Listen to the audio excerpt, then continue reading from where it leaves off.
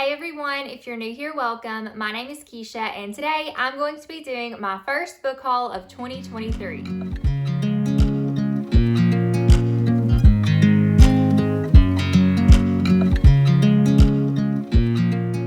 These are always some of my favorite videos to make as well as some of my favorite videos to watch, and today I have 35 books that I'm going to be talking to you guys about today. I do have them split up into different sections depending on age category or genre. And so I do have a lot to go through. A lot of them are going to be from my BookTube Besties trip because I hauled 27 of these books there.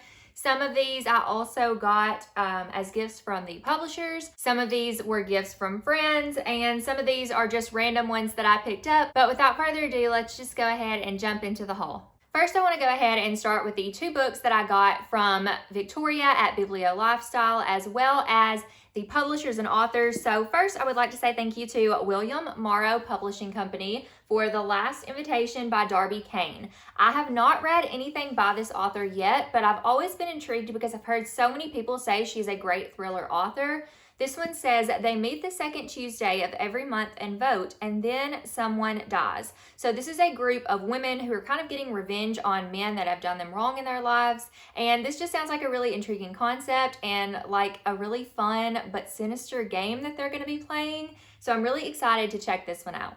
And I would also like to say, again, thank you to Biblio Lifestyle, as well as Mariner Books and Benjamin Stevenson for Everyone in My Family Has Killed Someone.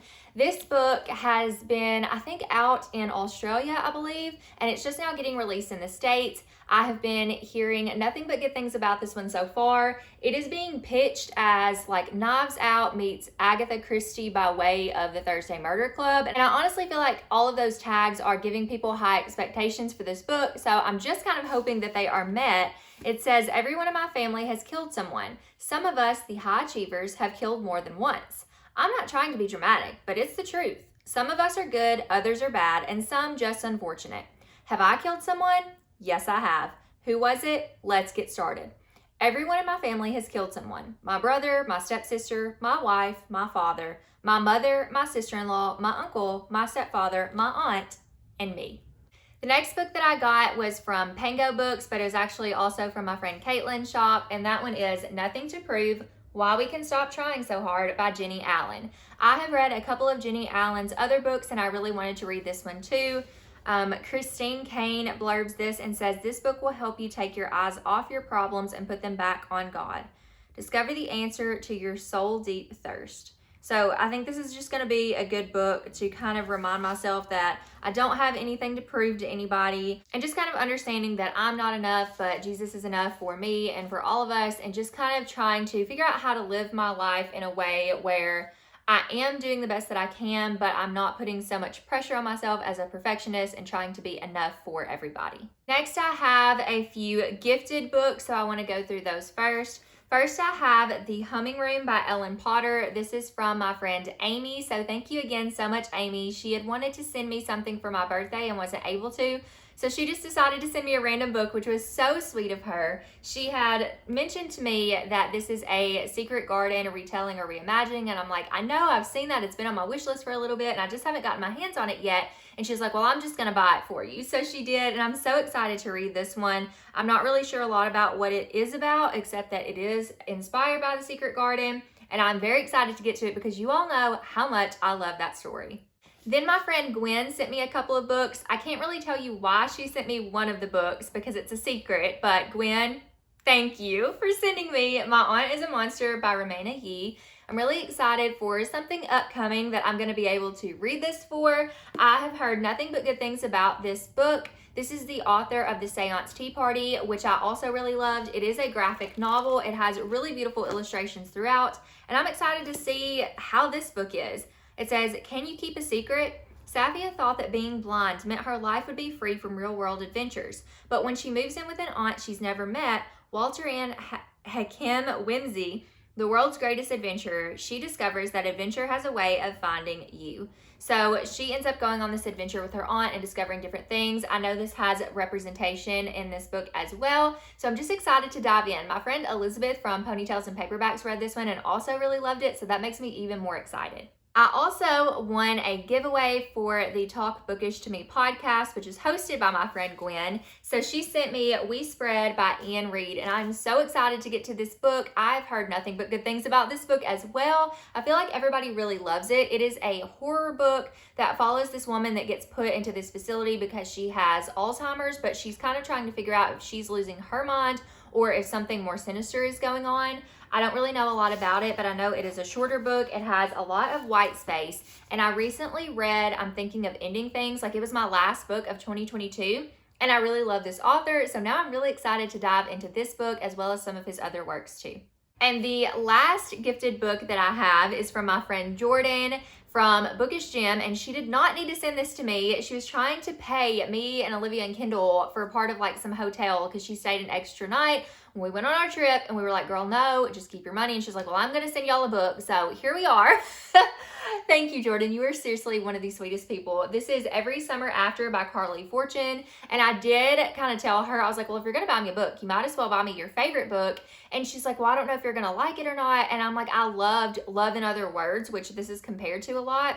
So I'm hoping that I'll love this one too. It is a friends to lovers romance set during the summer. I don't really know much else about it. I'm going to go into it blind, but I know that it has like similar themes as Love in Other Words by Christina Lauren did, and I loved that one, so I'm very excited to pick this one up during the summer months.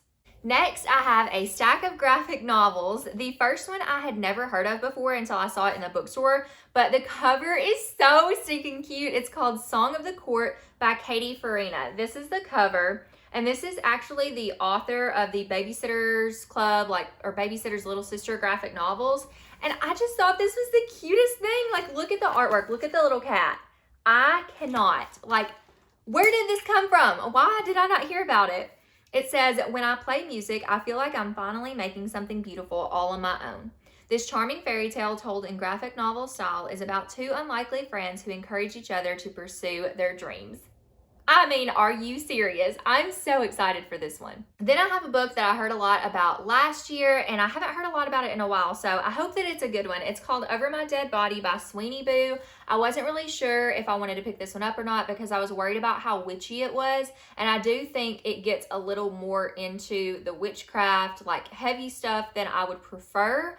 But I'm gonna wait and read it since it is a graphic novel and the artwork is really pretty. And it looks like a good story. I do want to give it a try, but if I don't like it, I can always unhaul it. But I did find this one at the bookstore while I was on my trip, and so I was like, I need to pick this one up because I think I have something in mind I can read it for in the future. Speaking of witchy books, I have a little more subtle of a witchy book that I saw my friends Olivia from Liv's Library and Elizabeth from Ponytails and Paperbacks talking about, and so I have Unfamiliar by Haley Newsome. I don't think any of us have read this yet, but I definitely am going to be reading it soon. It says, meet Planchette, a lonely young kitchen witch. She has high hopes for her new home, a place where she can finally be herself and maybe even make friends. Unfortunately, she discovers that her perfect house is haunted, really haunted. Ghosts live in the paintings, they crawl on the ceiling, and they pour out of the faucets. While Planchette can whip up a perfect pizza potion, getting these supernatural guests to leave is more than her magic can handle.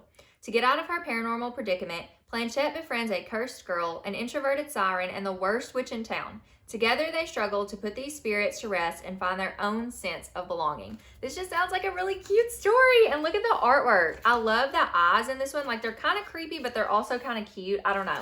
I'm just really excited to check this one out. Then I have book 2 in the Katy the Catsitter series by Colleen A.F. Venable and Stephanie Yu. This one is Best Friends Forever. I read the first book in the series last year and I really, really enjoyed it. It follows Katy, who is a cat sitter, and she is cat sitting 217 cats that all have a little bit of different personalities and different quirks that you will learn about as you read the story. And while she is babysitting these cats, there's also something else going on within the town that she lives in. There's a little bit of a vigilante situation going on.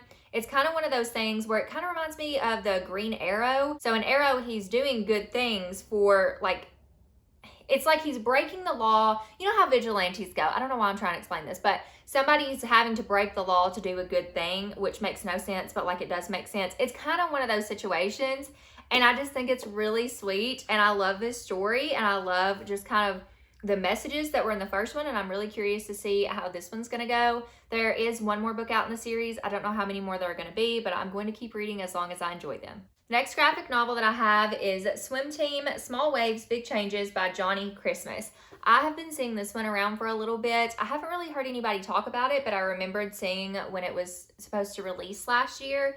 This is about a girl named Bree, and she is about to start a new middle school. She's really excited, but she gets stuck in this Swim 101 class, and she can't swim. So this woman in her neighborhood, her name is Etta, she is an elderly occupant of her apartment building, and she's former swim team captain, is going to help her learn how to swim.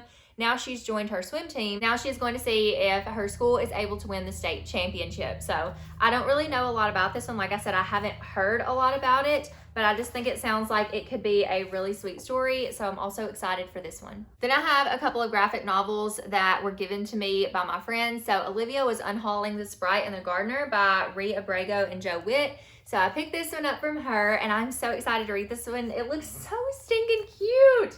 I didn't realize how big it was, but it is absolutely adorable. Look at the artwork. I mean, I'm so excited to read this spring. I don't even know what this one's about. A beautiful flower-scented tale that shows us the most beautiful gardens are the ones we grow.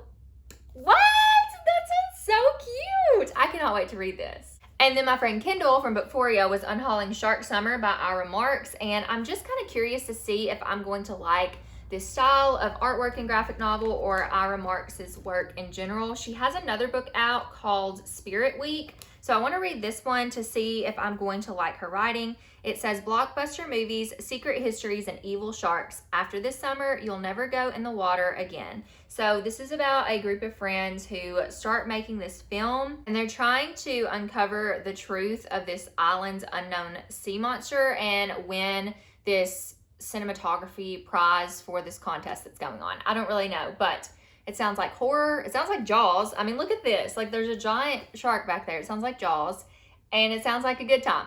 Okay, this next section is going to be kind of shocking. It's shocking for me just as much as it may be for you, but I have not really delved into cozy mysteries a lot. I have some friends who are cozy mystery queens, and I don't know, there's just something about cozies, like I want to figure out if I like them or not. I have read 3, and 2 of them, I think I gave one of them like 2.5 stars, one of them was 3 stars, and then one of them was 4 stars. The one that I gave 4 stars was Curse the Day by Annabelle Chase. I really love that one, and I plan to continue in the series, but I kind of want to figure out what I like in cozies. So I have 1, 2, 3, 4, 5, 6, 7 cozies. Why did I get 7 cozies if I don't even know if I like them? I don't know. But apparently I'm going to become a cozy collector even if I don't like cozies. But we're going to figure out if I do like them and which ones I like. So the first one I have, I actually got this one for my friend Olivia from Liv's Library for her birthday. But the one that Amazon sent me was bent up on the back. So if you can see this, I don't know if you can or not, but there's a bend here, there's a bend here. And I was like, I'm not giving this to her. She's going to get a brand new book.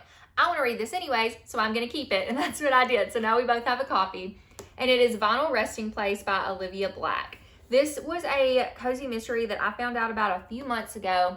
I saw where it was releasing, and it was blurbed by Elle Cosimano, and she just said it's a delight. But that is the author of Finley Donovan, which I enjoyed. This is a record shop mystery series, and I have to read you the back of this one because that is really what drew me in. It says, opening a family business can be murder. When Jennie Jessup and her sisters Tansy and Maggie put all their beans in one basket to open Sip and Spin Records, a record/coffee shop in Cedar River, Texas, they knew there could be some scratches on the track, but no one was expecting to find a body deader than disco in the supply closet. Family is everything to the Jessups, so when their uncle is arrested on suspicion of murder by Jeannie's heartbreaking ex, the sisters don't skip a beat putting Sip and Spin up for bail collateral. But their tune changes abruptly when Uncle Calvin disappears, leaving them in a grind. With their uncle's freedom and the future of their small business on the line, it's up to Jeannie and her sisters to get in the groove and figure out who done it before the killer's trail and the coffee gets cold. Music and mocha seem like a blend that should be knocking on heaven's door, but caught up in a murder investigation with her family and their life savings on the line, Jeannie wonders if she might be on the highway to hell instead. How do you not pick this book up with those puns? Like, the coffee and music puns are just peak. So I'm really excited for this one, and I actually really hope that I love it. There were a couple of cozy mysteries that I was looking for while I was shopping, and I did find a couple of those. The first one is Buried in a Good Book by Tamara Berry. I was browsing my local bookstore a few months back, and I really wanted this one, but I was not necessarily on a book buying ban, but I was trying not to buy books around this time, so I couldn't get it. But I went on a trip and I treated myself. So this is the first book in the By the Book mystery series.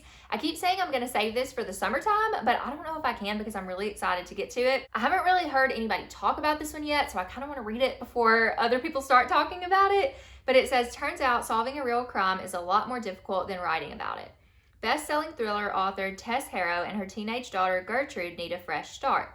Now that Tess's divorce is final, the best place for her and Gertie to heal and reconnect is the rustic cabin in the woods that Tess inherited from her late grandfather. Between the beautiful pond on the property, the majestic mountain views, and the peaceful forest, it should be a relaxing getaway. But they've barely made it through the door when an explosion shakes the cabin, and it's suddenly raining fish parts. And, is that a human arm? Tess was hardly convincing Gertie that a summer without Wi-Fi and running water would be an adventure. Now she's thrust into a murder investigation. Neighbors are saying they've spotted Bigfoot in the woods near her cabin, and to top it off, the local sheriff is the spitting image of her famous character, Detective Gonzalez, something he's less than thrilled about. With so much more than her daughter's summer plans at stake, it's up to Tess to put her crime-writing skills to the test and solve this case before anyone else gets hurt. The next one I found at the bookstore was Mrs. Morris and the Ghost. This is the first book in, I don't know what the series is called. Usually it says it on the front, but I don't see it here.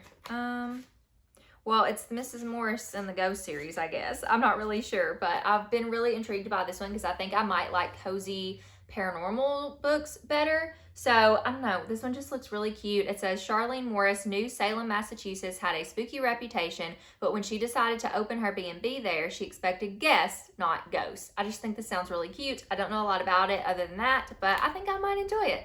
And the next portion of this video is sponsored by my lovely friends that I went on a trip with who influenced me to pick up more cozies. So, I have Homicide and Hardcover by Kate Carlisle. I know a lot of my friends that read cozies have read this one and enjoyed it. This is the Bibliophile Mystery Series. It says a new chapter begins. Brooklyn Wainwright is a skilled surgeon. Sure, her patients might smell like mold and have spines made of leather, but no ailing book is going to die on her watch. The same thing can't be said of Abraham Karastovsky, Brooklyn's friend and former employer. On the eve of a celebration for his latest book restoration, Brooklyn finds her mentor lying in a pool of his own blood. With his final breath, Abraham leaves Brooklyn a cryptic message, "Remember the devil," and smiles as she takes possession of his priceless and supposedly cursed copy of Goethe's Faust. I'm probably not saying that right. Brooklyn suddenly finds herself accused of murder and theft, thanks to Derek Stone, the humorless and annoyingly attractive British security officer who found her kneeling over the body. Now she has to make sense of the clues left behind by her mentor if she hopes to restore justice. The next book that I got is Murder by the Book, a Beyond the Page bookstore mystery by Lauren Elliott. I just think this one's cute because it's got a bookstore on the front. I mean, it's a book about books. I mean, I'm going to pick it up. Addie Grayborn loved working with rare books at the Boston Public Library. She even got to play detective, tracking down clues about mysterious old volumes. But she didn't expect her sleuthing skills to come in so handy in a little seaside town. So, sounds cute. Got another cozy. Another one, Crime and Poetry, a magical bookshop mystery by Amanda Flower. I have heard my friend Caitlin say that she really loves Amanda Flower, and I've seen some of my friends pick this one up.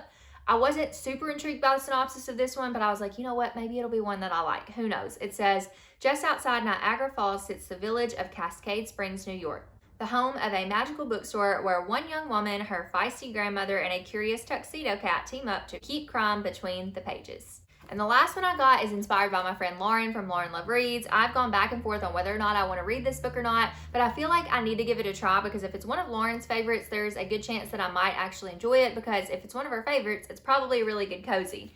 This one is Live and Let Chai, a Seaside Cafe mystery by Bree Baker. I know that Lauren loves this author and loves this series, so I wanted to pick it up. Trouble is brewing in Everly's new cafe. Can she bag the culprit?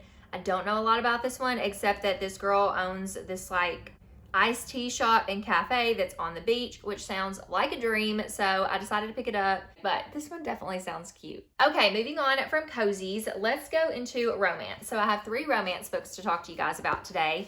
The first one is inspired by my friend Gwen from Gwendolyn Kinsinger, not because she recommended the book, but because she is doing a reading challenge for the year with her podcast, Talk Bookish to Me. And for February, the reading challenge is to read a romance book that has been adapted. And when I was little, I watched a lot of Nicholas Sparks adaptations. And there's one that I really, really loved. And that was Nights in Rodanthe or Rodanthe. I'm not really sure how it's pronounced. I haven't watched the movie in a long time. I said Rodanthe a long time ago, but now I'm like, I don't know if that's how it's pronounced or not.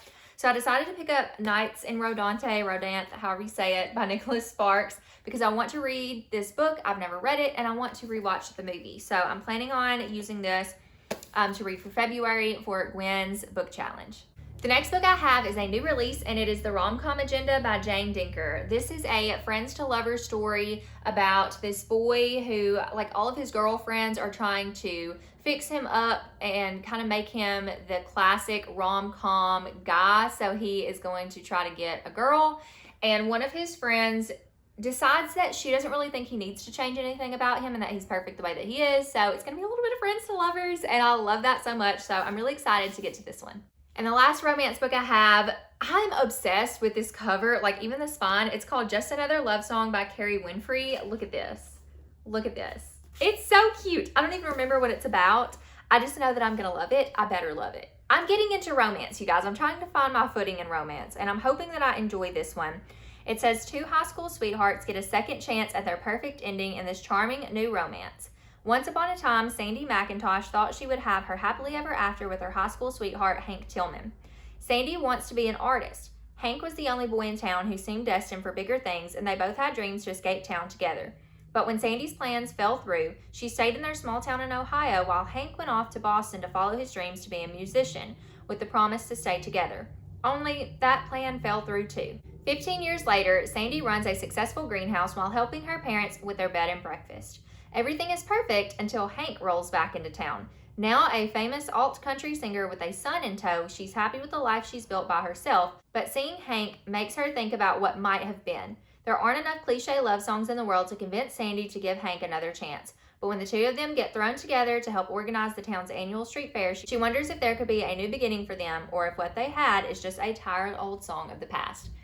This just sounds cute. It's second chance romance, which is one of my favorite tropes. There's a single dad in here. There's music involved. I'm not huge on the fame trope, so I'm hoping that's not like super heavy in this. I mean, obviously it is because he's famous, but I don't know, it just sounds really cute, and I am really excited to get to this one, hopefully around Valentine's Day. Next, we're going to hop into some middle grade books. The first two are books that I already own and have read, but they're different versions. So I love Coraline by Neil Gaiman. If you haven't read it, where have you been? It is the best spooky middle grade book. It is just the creepiest thing. I have all versions. I have listened to the audiobook. I have the illustrated, the graphic novel, and the original versions, and they just came out with these new covers for some of his books. So I had to snag this one, and I love it. Then Olivia did this to me because I didn't even notice this book in Half Price Books. And she was like, Keisha, did you see this?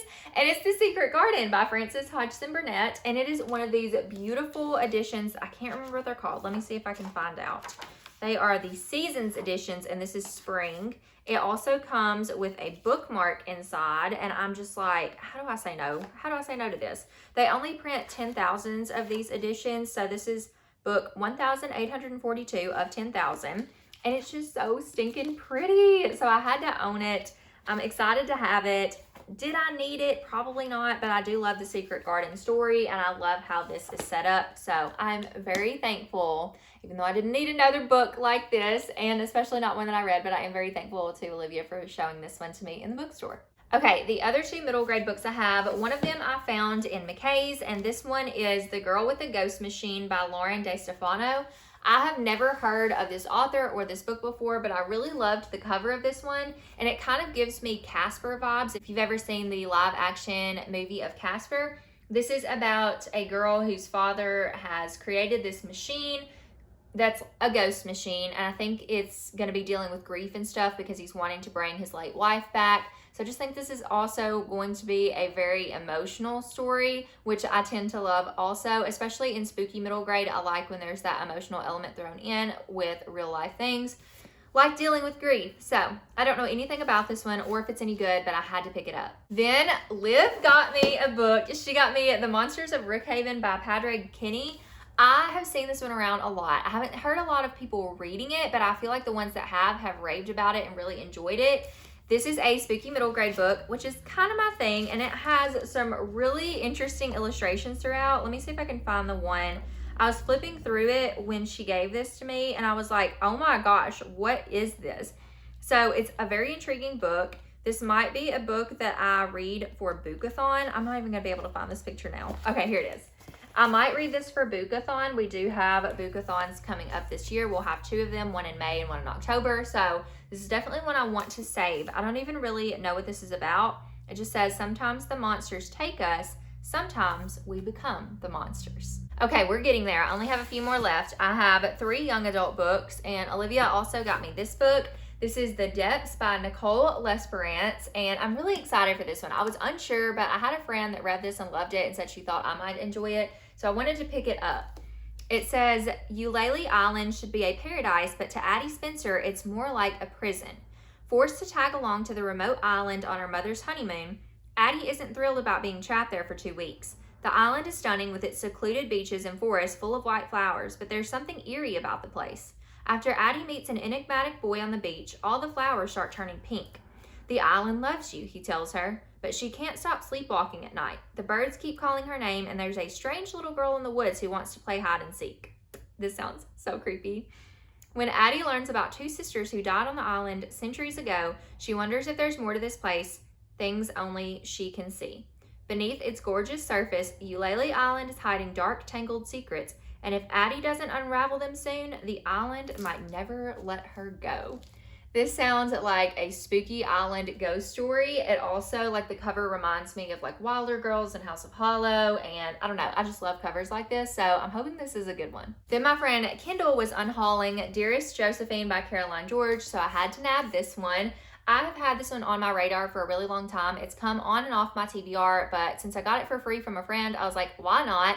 It is a historical romance written in letters. It says, in 1821, Elias Roach has ghastly luck with women. He met Josephine de Clare once and penned dozens of letters hoping to find her again. Then we bounce to 2021. Josie de Clare has questionable taste in boyfriends. The last one nearly ruined her friendship with her best friend. Now, in the wake of her father's death, Josie finds Elias's letters. Suddenly, she's falling in love with the guy who lived 200 years ago, and Star-Crossed doesn't even begin to cover it.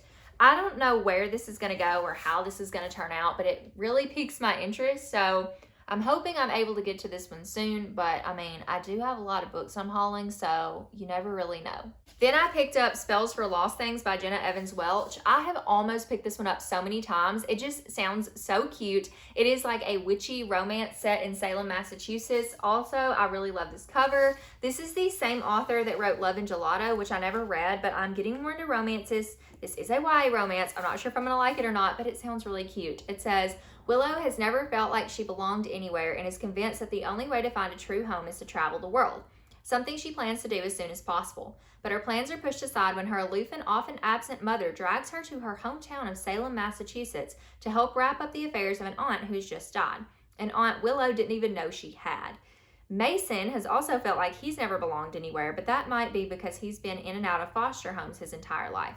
Stuck in Salem for a short time, Mason fully intends to escape from his new foster family and get back to his mom, wherever she may be. But when he meets Willow, he can't help but be pulled into her infectious desire to uncover the history behind her mother's secretive past in Salem, her mysterious aunt who may or may not be a witch, and the centuries-old curse on her family. This sounds, again, really cute. It's set in a coastal town, and they're gonna learn a little bit about the history of her family, and there's also a romance. So I'm really excited to read this one. Okay, I only have like 5 books left. I have a couple of horror books. The first one I've already read, and that is How to Sell a Haunted House by Grady Hendrix. And this purchase is highly influenced by everybody out there on the internet right now. Literally all of my friends, all of you guys who I follow on Instagram or I've seen on YouTube. I bought this book and read it in a couple of days. So I had to pick this one up. It follows a brother and sister duo whose parents who have just died, and they are having to go back and sell their parents' house. But the strange thing about it is this house seems to be haunted, possibly by the puppets that were part of their mom's Christian puppet ministry. So yeah, the story goes there. If you don't like horror, you probably won't like this book. It does delve into grief as well, so please keep that in mind for triggers. This has death of a parent, death of a child, different things like that, so just know that going in. Other than that, you know, if you like horror, you like horror. If you don't like gore, you're not going to like this book. There are some moments in here where I was like, it was bad. But it was also really interesting. There were some parts that made me laugh, and I wish I could tell you what they were. But yeah, if this sounds at all interesting to you and you like horror, go for it. But if you know Grady, you know that he does kind of a mix of, it's not like super serious horror. There's some humor in there. So it is what it is. Then I picked up The Twisted Ones by T. Kingfisher. I haven't read anything from this author yet. I was really hoping to read The Hollow Places first, but I saw this one at the used bookstore and I had to pick it up. It sounds really interesting. It says, when Mouse's dad asks her to clean out her dead grandmother's house, she says yes. After all, how bad could it be? Answer, pretty bad. Grandma was a hoarder and her house is packed to the gills with useless garbage. That would be horrors enough, but there's more. Mouse stumbles across her step-grandfather's journal, which at first seems to be the ravings of a broken mind, until she encounters some of the terrifying things he described herself. Alone in the woods with her dog, Mouse has to confront a series of impossible terrors, because sometimes the things that go bump in the night are real and they're looking for you. And if she doesn't face them head on, she might not survive to tell the tale. I like the little spooky stories like this. I don't know. I know it's horror, so I don't really know what I'm getting into, but I love that she's going to be reading through her grandfather's journal. I think that makes it really interesting for me because I love things with journal entries or letters or things like that. It adds a really cool element to the story. So I'm definitely intrigued by this one. Like I said, I haven't picked up anything. Well, that's a lie. I tried, what is that book that came out last year? She wrote this book and it was a novella and it came out last year. I'm thinking of A House with Good Bones for this year, but that's not the book. It was the one that came out last year that was like an Edgar Allan Poe retelling, and I didn't like that. I DNF'd it. So hopefully this one will be better for me. And then the last 3 books I have are all thrillers. So the first one I have is called Just Married, The Perfect Couple, The Perfect Secret by Kirsten Modglin. A lot of my friends have been reading her books, and so I really just wanted to give her a try. My friend Gwen was reading this one recently, so she writes a little bit more of domestic thrillers. This one says, when my husband found this perfect little cabin in the woods for our honeymoon, I couldn't wait to get away. Just us in the middle of the forest, waking up every day in the trees, ending each night in the hot tub under the stars. But now, I'm not sure that I know my husband at all. All of her books, or at least all the ones that I saw at the bookstore, have really similar sounding synopses. So I don't know if I'm going to like this author or not yet, but I do want to give her a try. And her books are really short, so I wanted to pick this one up. Another author that I've heard a lot about, but I feel like I've heard mixed things about, but that I also still wanted to give a try is V.A. Paris. So a lot of people have read Behind Closed Doors by this author, but The Therapist is the book that piques my interest the most. So I wanted to check this one out. It says, nothing is deadlier than discretion. Alice and Leo have just moved in together to a gorgeous gated community in London. But when Alice tries to get to know their new neighbors, she discovers a devastating, grisly secret about her new home and begins to feel a strong connection with Nina, the therapist who lived there before. Alice becomes obsessed with trying to piece together what happened, but none of her new neighbors want to talk about it. Soon it becomes clear to Alice that things are not at all as they seem. This is a psychological suspense, and I love psychological stories, and especially ones that deal with therapists. So I was really excited to pick this one up. I have heard mixed things, but I kind of want to just go in and see if I like this author personally. Sometimes I feel like it's easy to let other people sway whether or not you try a book or not, or whether or not you like a book. And I've read a lot of books that people have loved that I've ended up hating and vice versa. So I want to give this author a fair shot. And finally, we are at the last book. I don't think I missed any. So the last book that I have, I was not at all interested in at first. I saw a lot of people adding this to their Goodreads, and I was like, I'm good. But then it just kept popping up, and I was like, let me read the synopsis. And I read the synopsis, and now I'm hooked. And that book is the Reese's Book Club pick, The House in the Pines by Anna Reyes. Let me tell you what honestly drew me in, is because it says it's a thriller about the subtlety of memory and manipulation, in which a young woman must find her way back to a New England cabin armed with only hazy, haunting memories to finally uncover the truth that could save her. I'm not going to read the synopsis of this one. I just want you to know that the reason why I picked it up is because it said it's about the subtlety of memory and manipulation. Books about memory, psychological stuff, things like that really pique my interest, especially like unreliable narrators and things like that. So I'm not sure if that's what I'm getting into here, but I know it's like this girl is trying to go back somewhere to figure out about somebody that was killed. I don't really remember. I know I'm not giving a great synopsis, but I feel like this book has been around a lot lately on the internet. So maybe if you haven't heard of it, you'll probably see it somewhere else, but I feel like most people have heard of this one. I just wanted to let you know why it piqued my interest. And those are all the books. I love doing book hauls, but sometimes I feel like I don't need to read all these synopses, but I do want to show all the books. So hopefully you guys found some that maybe piqued your interest today, regardless of whether or not I gave the full synopsis. There was 35 books and I didn't want this video to be ages long, but I am so excited about all of these books. And I honestly don't know what I'm going to do with myself. I recounted my books on my shelves to see how many were on my physical TBR. And I think I have 191. So I'm still under 200, but I'm also getting to that point where I'm like, I have a lot of unread books. I've got to get to reading them. So this is hopefully going to be the last book haul I have for a while, just because I need to read what's on my shelves. I do have a couple of new releases that I'm excited about that I will probably pick up, but other than that, we're not going to have a book haul for a while. So I hope you guys enjoyed this one. If you made it this far in the video, go ahead and leave a book stack emoji down below for this book haul. And also let me know, like I said, if you are interested in any of these books or if you think I should prioritize any of them. But thank you all so much for watching, and I will see you in my next video. Bye, friends.